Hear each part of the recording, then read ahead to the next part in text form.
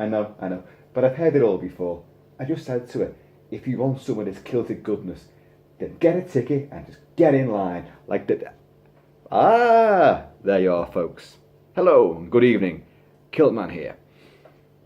Vested. Kilted. Whiskeyed. As you know and love him. I do apologise about this rather bedraggled, shaggy mess sitting on top of my head, but it was freshly washed today, and then it was windy and very moist air. Plays havoc with Kilt-Man's hair, it does. Bane of my life. But hey, you know, it's now the bane of your life too, because you've got to look at it. And why have I summoned you here tonight? Why indeed, because we're going to talk about Firestarter. Twisted Firestarter. The early to mid 80s adaptation of Stephen King's classic novel of pyrokinesis, the power to make things burn with your mind, and the nefarious dealings of the shady US government and their black ops, you know, special projects and, you know, sort of X-Men style gifted kids. We can create weapons out of them, we can use them and exploit them, and if they're too dangerous for us to handle, too hot to handle, then we can destroy them, hopefully. And that's the basic thrust of this movie and Stephen King's novel. This was originally a project attached to the great John Carpenter. John Carpenter, a god amongst men. And that project fell through. He went on to do other things. Well, he did Christine, another Stephen King adaptation, and a very successful one. I would say far more successful than this particular adaptation. This was in the end directed by Mark L. Lester. Mark L. Lester, who went on to do Commando with Arnie, the Austrian Oak. Wow, awesome stuff. And some other sort of B-movie, sci-fi, horror type things, which this movie pretty much fits into. This is from the same sort of genre as The Medusa Touch, The Fury, and of course David Cronenberg's absolute classic Scanners, the power to do damage with the mind. And it stars a young Drew Barrymore as this gifted pyromaniac firebug girl, Charlie McGee. Her dad, who's also got some psychic abilities, is played by David Keith, who very clearly at that time, with his sort of shaggy, curly, long hair and sort of the same sort of eyes, he was a Kurt Russell clone. John Carpenter was attached to it. His alter ego, his cinematic alter ego, was Kurt Russell. And so they get someone else to do this film, but they still have a Kurt Russell type guy. Anyway, that's just my aside there. But it has a great cast as well. You've got Martin Sheen, you've got George C. Scott, you've got the great Freddie Jones, British horror icon Freddie Jones, last seen in the British soap opera Emmerdale, usually supping this kind of thing and sitting on a couch and very ungracefully growing old, you know. But back to Firestarter. It's a high concept sort of story. The government under Freddie Francis in the early days give this sort of experimental drug. Some people get a placebo, which is just water. Some get the actual drug. They don't know who gets what, nor do they know what the effects are going to be on these people, these students. And David Keith meets Heather Locklear. Listen, guys, do not get your hopes up about seeing much of Heather Locklear in this, because she doesn't last more than 5 minutes. These two obviously hit it off, and they have a child, Charlie, Drew Barrymore, the angelic looking Drew Barrymore. Well, back in those days she was anyway. And David Keith as Andy McGee, he gets the power of, as an ESP power, to manipulate other people's minds. He can bend them to his will. But of course their child gets this horrific ability to cause fires, and when she gets agitated and anxious and annoyed and angry and afraid, then watch out because things are going to burn. But of course the government keep tabs on him, and once they realise what the power she's got, they want Charlie. They also want Andy McGee as well, because he's got such a talent. And to get hold of her, they end up killing Heather Locklear and trying to kidnap Charlie. These are the opening sort of, segments, which you'll see in flashback. So he manages to get his daughter back and go on the run across country. They don't really get very far. They'll meet various people en route, but they're going to get caught again. And this shady government department is called the Shop. Isn't the FBI, the farm or something like that? So now we have the Shop. And it's headed up by Martin Sheen, who was in another Stephen King adaptation around this time for David Cronenberg called The Dead Zone, where he played a very nefarious and corrupt senator on the fast track to becoming president. But he gets his comeuppance, of course. And he's playing a bit of he's not up to it too much good, but he's not really that villainous either. That will fall to somebody else who we'll come on to in a minute. Freddie Jones, the great Freddie Jones, he's the guy who was running this experiment which created, these powers. And the next time you see him, because we've gone ahead in years now and they're on the run, and he's trying to warn Martin Sheen that, this girl has the power of thermonuclear explosion. She could destroy a city. She could destroy the world. She could crack the earth in two. And he's a real fucking doom monger. And the weird thing is, he comes in, he's got a limp, he's got a walking stick. But after venting his spleen, he fucking storms out of this office like Usain Bolt. Another character who comes into this is the very nasty John Rainbird, who is George C. Scott with an eye patch and a long grey ponytail. I haven't read the book. Well, I have read the book, but when I was a kid, so we're talking a long time ago. And it's upstairs in the library, it's up there. I never felt the urge to revisit it. And I don't remember the characters from the book. I don't know how it differs from the book. I presume in quite some, fair degree. But, this John Rainbird he wants to work for his own agenda. He says, I'll go and find these people. I'll get them back for you. But once you've done what you need to do, I want the girl. And Martin Sheen goes, why do you want the girl? And he goes, I have my reasons. Which I don't think you ever really find out what his reasons are. But basically he's drawn to the fact that she's got this power. And does he want to exploit it for his own ends? Well, you don't really get to know. But he's a bad lad. But I love George C. Scott because he's a great actor. He's a very commanding, powerful, performer.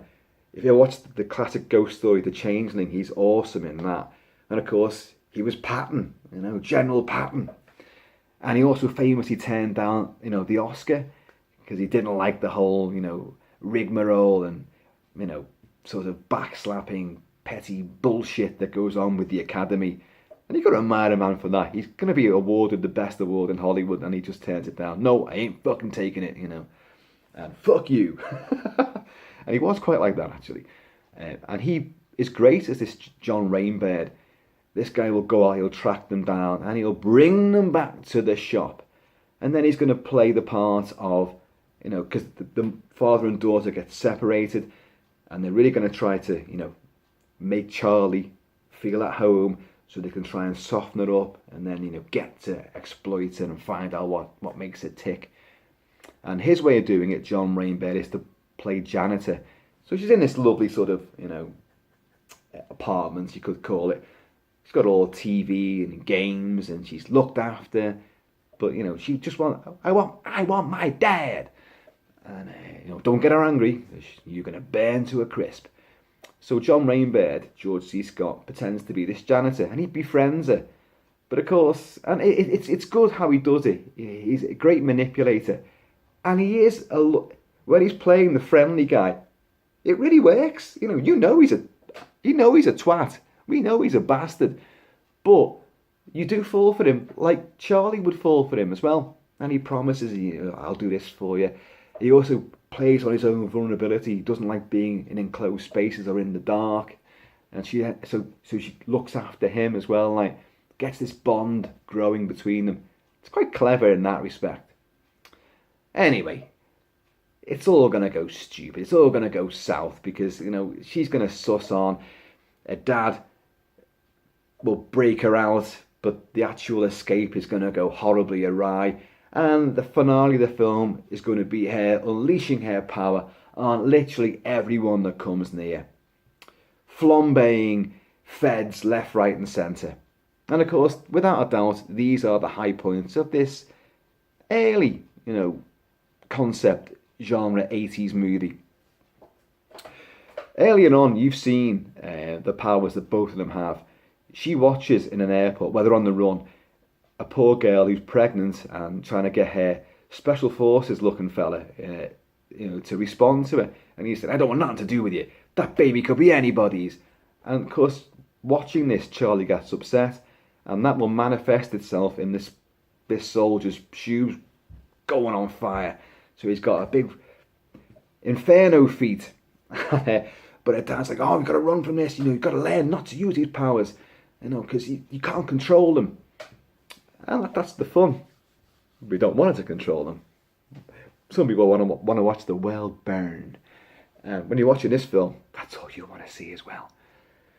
But John Raybird will capture them, and they're going to be at the shop and all this. The David Keith as Andy McGee, her dad. Now, I like this actor. He's in a few films of this period, but he never made the big time. He's the sort of face that you'll recognise. But what else was he in? IMDb. And never hit the big time. But when he uses his powers in this, it's kind of like every time he can make people. When he first saves his daughter from these guys who are trying to kidnap her, take her back to the shop, he goes, "You're blind, and it's two of them go, and they just think they're blind, but to all intents and purposes they are, and it's quite a horrible predicament because they're riding around in this garden. I can't see, screaming, and obviously that'd be pretty horrible. But every time he uses powers, he has to, and he's got shaggy long hair, a bit like this, so I can probably recreate it pretty well. He's got to go and stare at them, and he'll get a nosebleed as well, like so, like a hint of Scanners there as well. But you get this nosebleed, but he's got to do this every time. Well, why are you going to do that? Why are you going to hold your head so you can focus and direct your power? But it's kind of, looks a bit stupid, a bit hackneyed in the end when he's doing this all the time. They will, before they get captured again, they will meet this lovely older couple, one of whom is Louise Fletcher, who of course was in One Flew Over the Cuckoo's Nest. Yeah, she was. And these people take them in, but they kind of know, listen, you've given us false names here. You guys are on the run. What have you done wrong? At that next moment, they will be utterly surrounded by shop feds. And it's really stupid. These guys know, what kind of power they're facing. So they'll draw guns. Come on now, Charlie. We don't want to hurt you now. Come on. Come back in. We just want to talk. We just want to talk to you and your dad. And her dad just goes, Charlie, fry him. So all these cars start exploding on this ranch. And next thing, they're all on fire. And for its time, it was pretty effective for its, its full bodysuit burns. And they're writhing around on the ground. They're all toasted and crisp. No. It's... But then they get captured. And then we go through all this subterfuge of the John Rainbird saga. And then the big escape. And then finally, you're going to find out, or rather Charlie finds out that John Rainbird was a fucking liar. And she will hurl him against these barn doors. Barbecue the motherfucker. But of course, then you've got the big battle outside. Her dad's been shot, and he says, Charlie, he's been preaching to her, control your powers. Don't just use them all the time. Try to control them. you be in charge. Don't let them control you. But now, because he's dying, Charlie, I love you, but fucking torture him. Anybody that gets in your way, just fry him.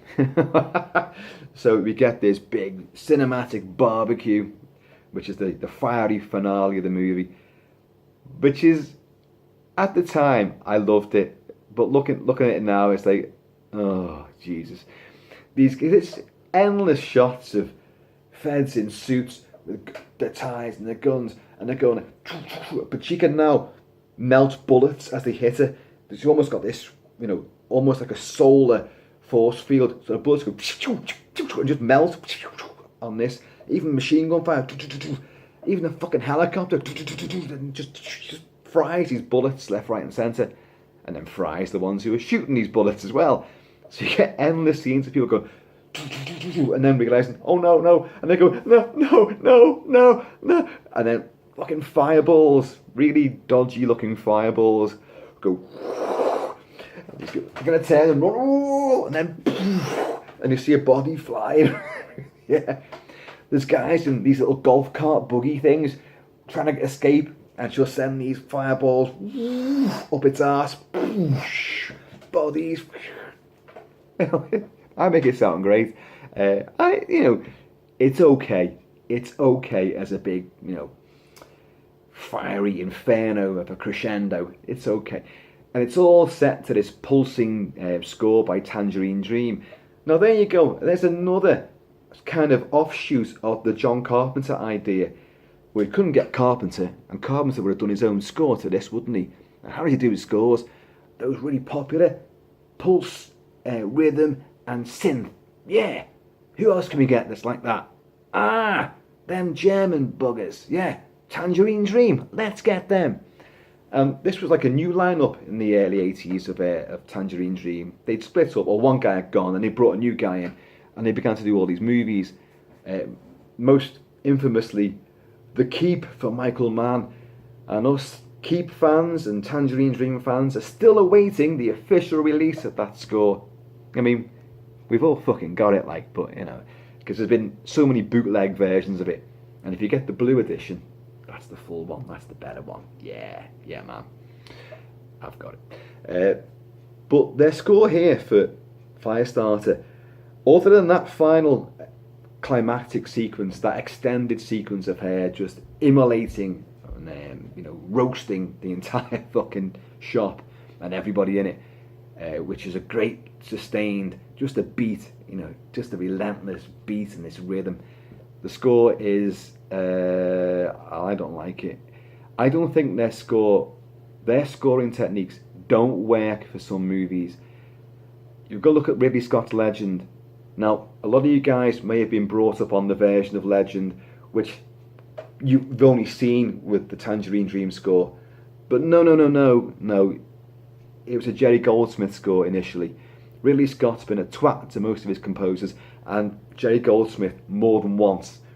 And it's a miracle that Jerry Goldsmith came back to do another score for him.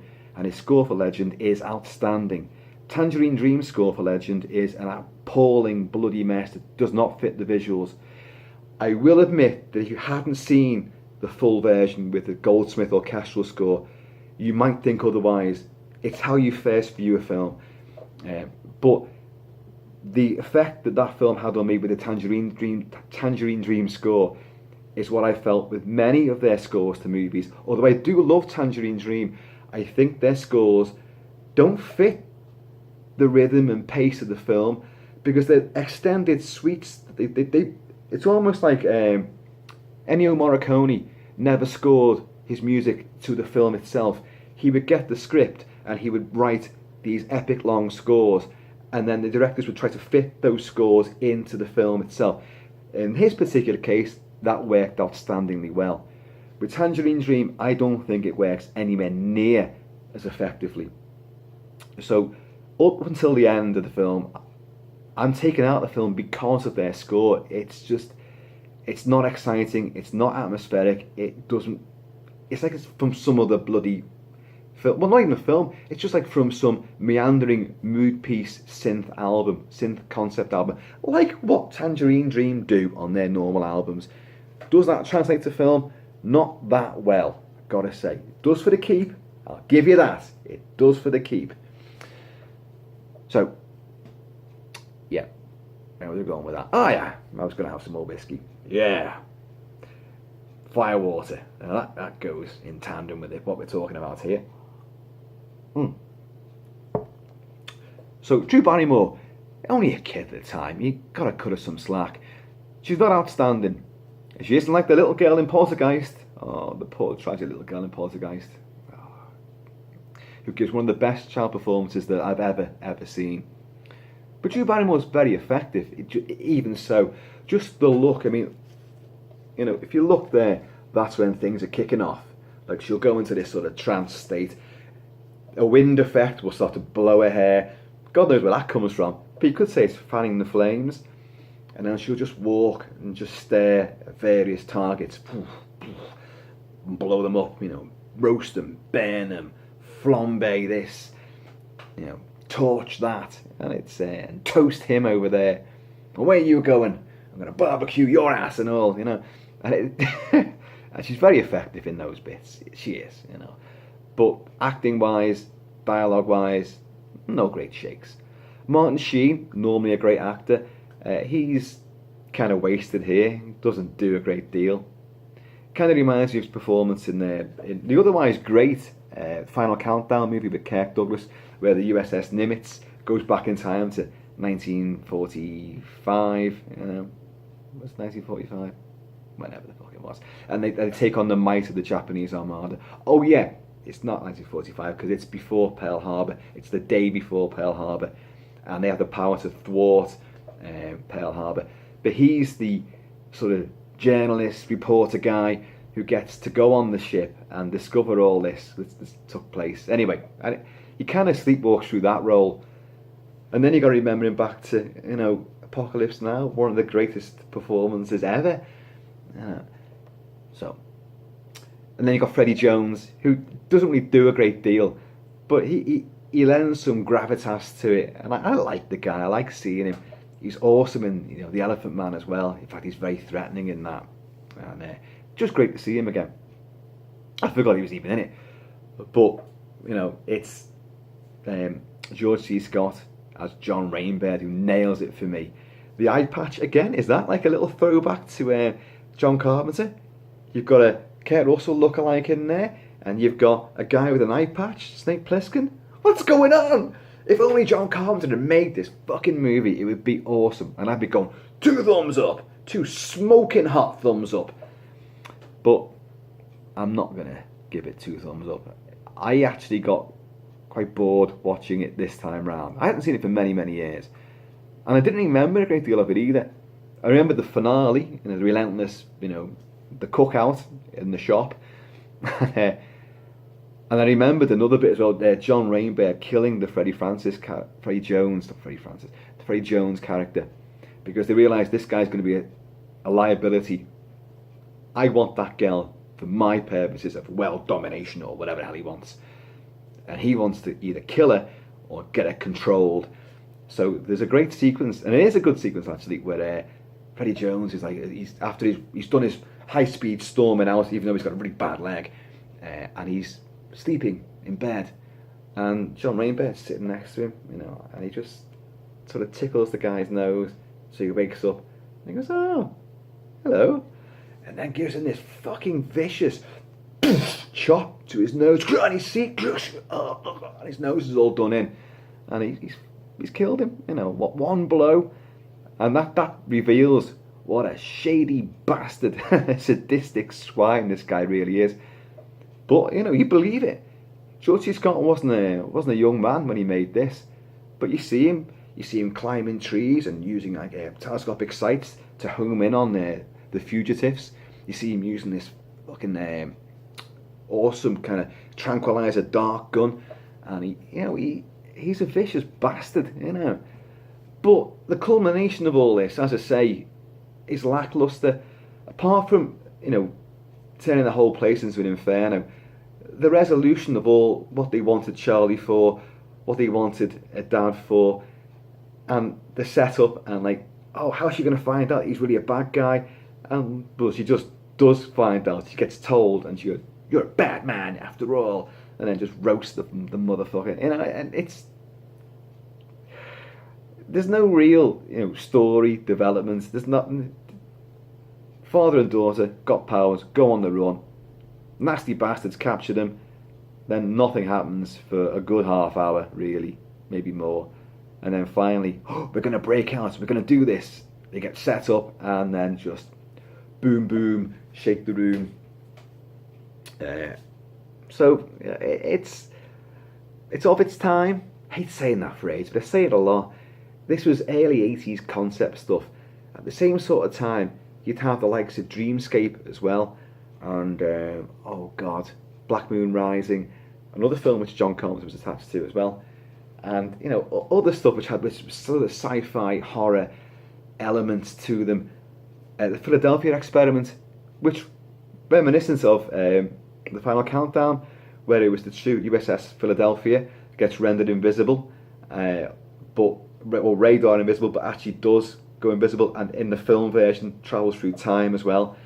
And that was a strange one. Do you know what? John Carpenter was attached to that as well. Mind blown. John Carpenter. He's everywhere at once and yet does nothing with half of these fucking movies. But anyway, who cares? Drink up.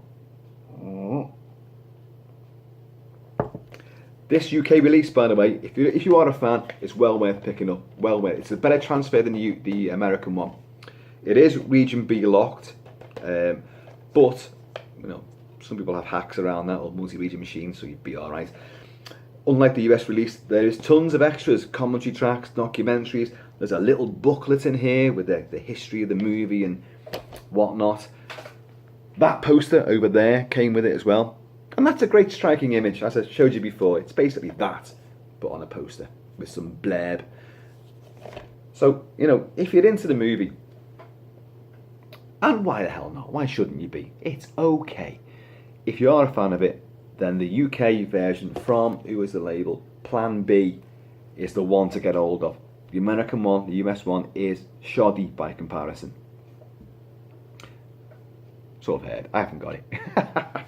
I've only got this one, and I can't foresee me watching it anytime again soon.